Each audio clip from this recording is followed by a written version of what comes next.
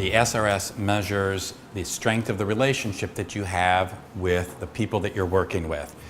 Why are we doing this? Recall that there is a fairly large amount of evidence that suggests that a strong alliance is a good predictor of treatment outcome. Also, that early change in treatment predicts treatment outcome. In the last lesson, we mentioned the clinical cutoff on the SRS. It's useful to recall that that particular score is 36. About 25% or a little less of folks will score 36 or lower at any given time during the work that you do with them. Of course, it's always important when you get a lower score to talk with that particular client about the meaning of that. In particular as well, if you've lost 2 points on any item, you'll want to talk with your client about that particular item.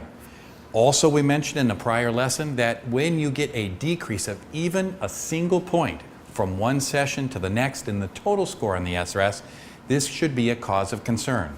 Why? Because a decrease of a single point has been shown in prior research to be associated with poor treatment outcomes at the end of care. So, never accept a decreasing score as an indication that you were working through some difficult material. Maybe you were, but it had a negative impact on your relationship. You want to discuss it and address it before the client leaves that particular session. Let me mention the flip side of this coin, and that is if you get a high score, this is not a time to pat yourself on the back and say, I am really good at this stuff.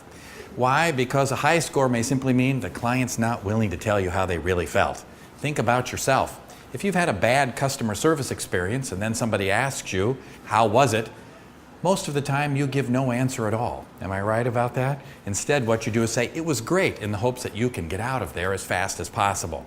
So when you get a high score, if your gut tells you maybe it wasn't exactly your best clinical work, take a moment and explore it with the client. Now, I should also tell you that in my experience, rarely are clients going to undo a high score, meaning that they'll say, oh, you caught me, you're right, I wasn't exactly honest. But they will see your concern for them as you ask questions about it, and this leads to much lower dropout rates later on.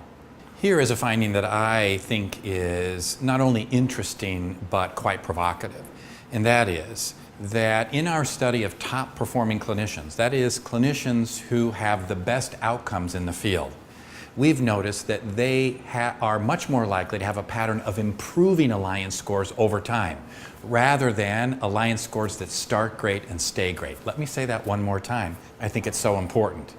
The best therapists tend to have alliance scores that improve over time, rather than alliances that start great and stay great.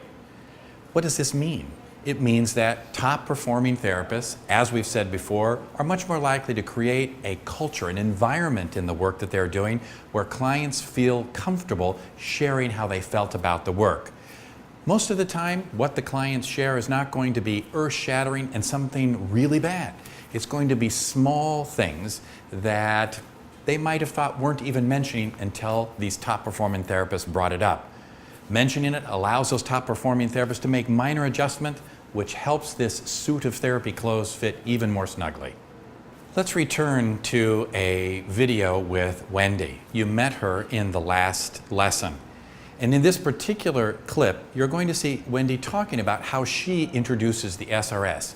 Pay particular note, because she's one of those clinicians who manages to get people to tell her small details that make the therapy go from good to great.